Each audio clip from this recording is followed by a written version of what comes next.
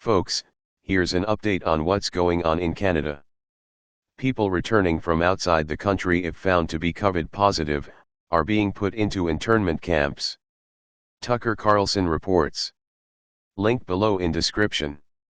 Folks, I believe, to some extent, that you have to watch the storm pundits. The reason why is so you keep abreast of the news, nothing more than that. The reason you have to watch the news is to see what the collective is manifesting so that you can help to change it. I said the other day that Doug Billings called out someone as a fascist, and I interpreted this as he was stating the truth, not directing a hate bomb at this person. Maybe he was doing that, but I didn't see it that way. We are all tasked with being responsible for this planet, so that means you have to know what's going on. You don't have to hate anybody, even the ones who are causing the problems, but you just have to know what's going on.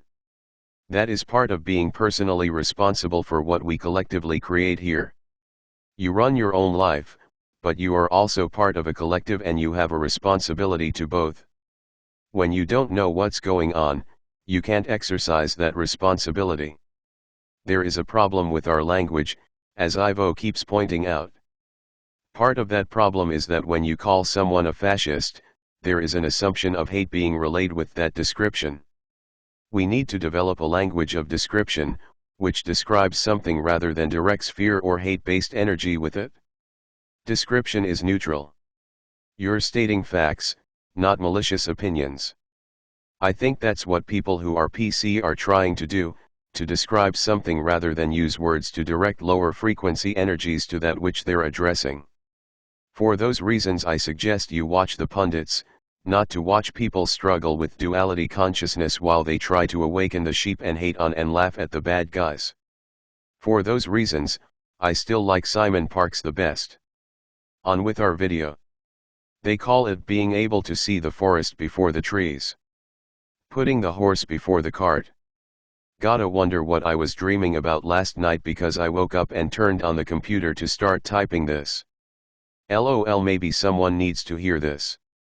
What I'm referring to is not being so blinded by your own needs that you can make a good call on the person who currently is your love interest. And this is definitely do as I say, not as I've done, because I made those mistakes. After having been abused by parents or even bullied by schoolmates, so many of us can be blinded by the relief that, finally, we seem acceptable to somebody that we don't see who is doing the accepting. So many of us are blinded by our fear of not being lovable that we'll take anybody there is, anyone who shows interest in us, because we're so afraid we're not good enough. We think at least somebody wants us. I went through this. It marked my entire dating life. I was so relieved when someone showed interest in me because I thought I was so unacceptable, so unlovable, that I never thought to question who was showing interest in me. I set myself up for many a rude shock. This rude shock told me something every time: you love yourself. Maybe your parents didn't, but you do. Because I walked away every time. No, not good enough for me.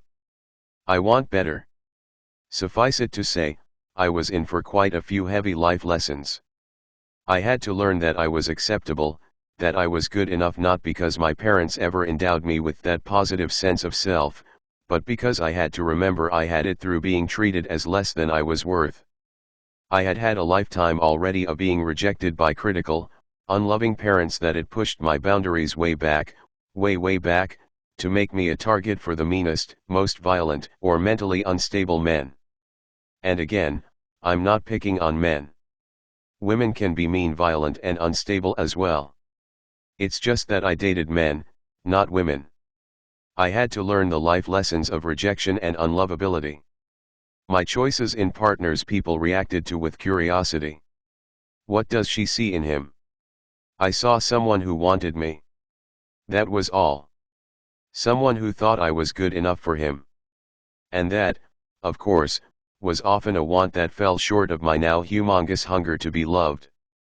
When I realized this person was just the same as the other people who couldn't love me because they too were broken, I moved on. I was trying to create what I knew from other planets on Earth. And it didn't work. Ivo, indeed, My love, you were doing that. As a child you were encouraged when you saw that there were starships captains on the Earth plane already, Captain Kirk I speak of particularly. Had you not viewed the science fiction of your youth, you might not have been so encouraged to believe that you could find me on Earth, because it was me, your twin flame, that you were looking for all along. Me, damn that Captain Kirk. LOL. Ivo, he had other important messages to impart to humanity. There was mention of the Archons and how the Archons made happy unthinking robot-like dummies of the people on that planet. There was Gary 7, the Earthling who was taken to the stars and taught our ways of life, who came back to Earth to help the people there. There were also messages of there being life in the galaxy that did not take human form, was of the nature of artificial intelligence and more.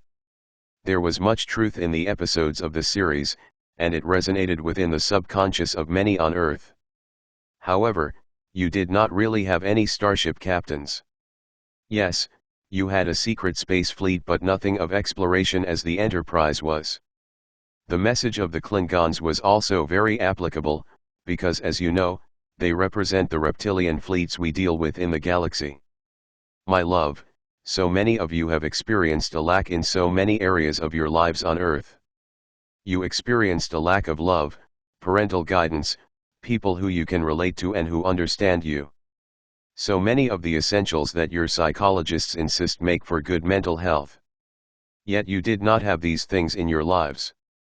So then you assume you are of poor mental health at times. Are you? Are you really depressed or as anxious as you believe yourselves to be? Are you depressed and anxious because you did not get your needs met as a child, or perhaps because you have poor soul connection? Because when you are not as attached to an unconditionally loving soul, perhaps a master or perhaps not at master level, this would make for the incarnated human to feel depressed and anxious, because then you are at the mercy of your lower mind and your matrix mind control.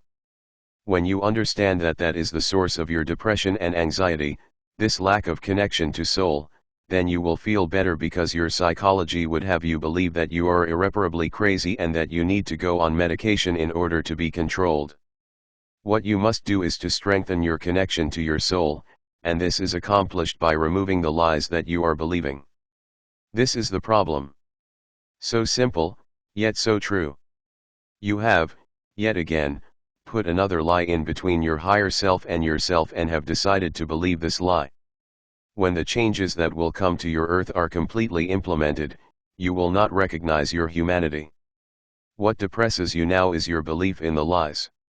What makes you anxious now is belief in the lies that you are telling yourself. And because you believe these things, you manifest them.